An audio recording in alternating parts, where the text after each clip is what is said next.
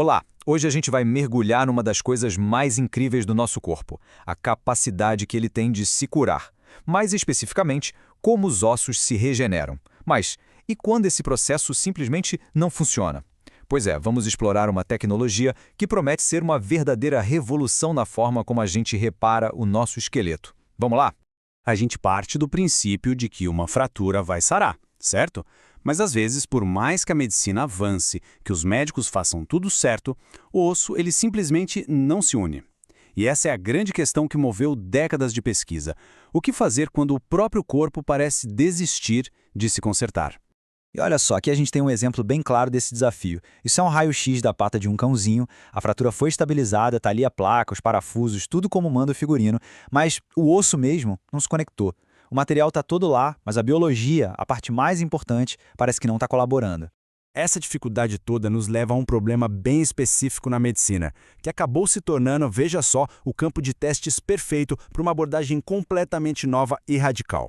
Acontece que em cães bem pequenos, com menos de 6 quilos, fraturas naqueles ossos fininhos do antebraço, o rádio e a una, são um pesadelo para curar. E o motivo é até simples, chega pouco sangue ali naquela área. E sem sangue, as células que fazem a cura não conseguem chegar para fazer o trabalho delas. O resultado, as fontes mostram que em até 60% desses casos, acontece o que os médicos chamam de não união. O osso simplesmente não se reconecta. Fim de papo.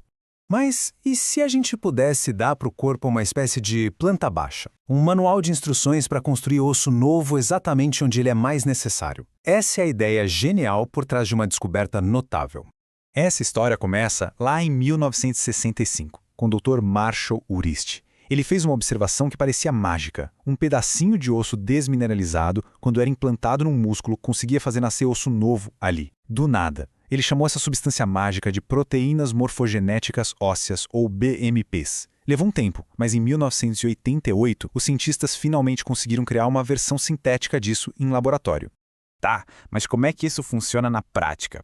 O nome do processo é osteoindução. Pensa assim, as BMPs são como umas moléculas sinalizadoras. Elas não constroem o osso sozinhas. Não, elas agem mais como um gerente de obra, sabe? Elas recrutam as células-tronco que estão por ali e dão uma ordem bem específica. Ei, vocês aí, virem células construtoras de osso. Agora! Vamos simplificar isso em 3 passos. Primeiro, o sinal.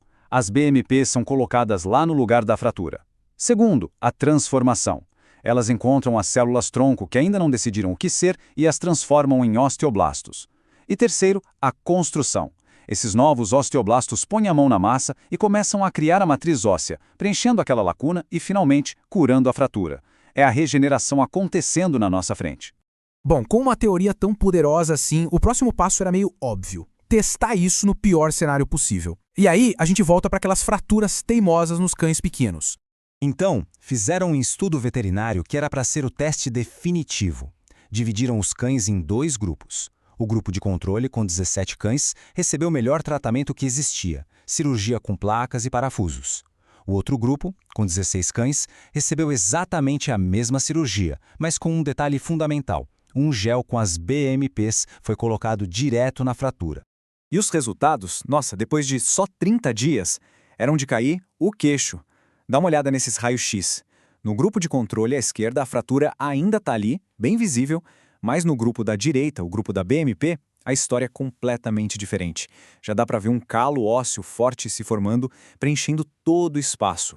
A diferença é gritante, não é?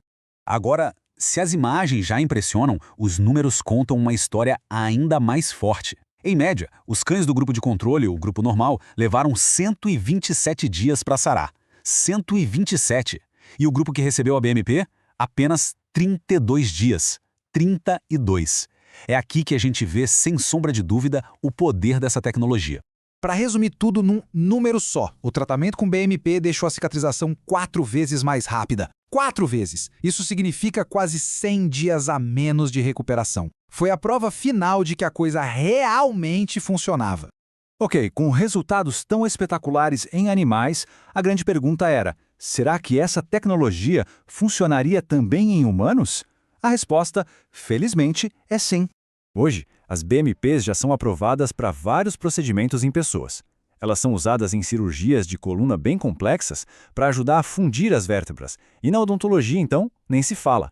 são super usadas para estimular o crescimento de osso para implantes dentários, ou para preencher aquele buraco que fica depois que um dente é extraído.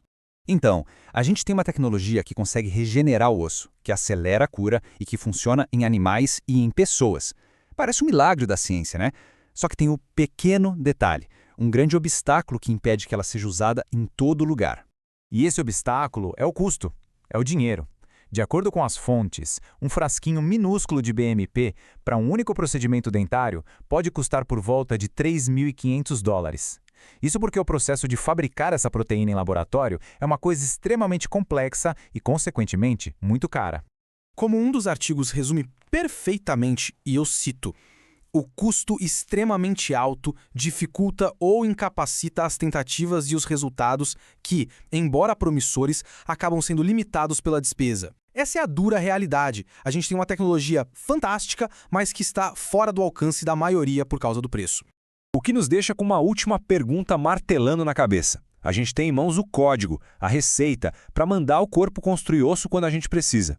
É uma ferramenta que pode transformar a ortopedia, a odontologia, a ciência está aí, a prova está aí. A questão que fica no ar é quando é que essa capacidade de cura, que é realmente revolucionária, vai se tornar acessível o suficiente para que todo mundo possa se beneficiar dela.